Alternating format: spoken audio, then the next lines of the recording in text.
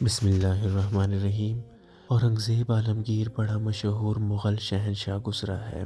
اس نے ہندوستان پر تقریباً 50 سال حکومت کی تھی۔ ایک دفعہ ایک ایرانی شہزادہ اسے ملنے کے لیے آیا۔ بادشاہ نے اسے رات کو سلانے کا بندوبست اس کمرے میں کرایا جو اس کی اپنی خوابگاہ سے منسلک تھا۔ ان دونوں کمروں کے باہر بادشاہ کا ایک بہت مقرب حبشی خدمت گزار ڈیوٹی پر تھا۔ اس کا نام محمد حسن تھا اور بادشاہ اسے ہمیشہ محمد حسن ہی کہا کرتا تھا۔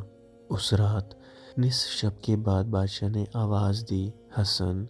نوکر نے لبیک کہا اور ایک لوٹا پانی سے بھر کر بادشاہ کے پاس رکھا اور خود واپس باہر آ گیا۔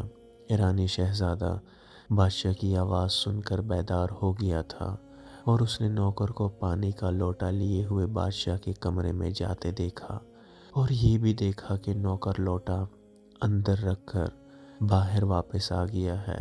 اسے کچھ فکر لاحق ہو گئی کہ بادشاہ نے تو نوکر کو آواز دی تھی اور نوکر پانی کا لوٹا اس کے پاس رکھ کر واپس چلا گیا ہے، یہ کیا بات ہے؟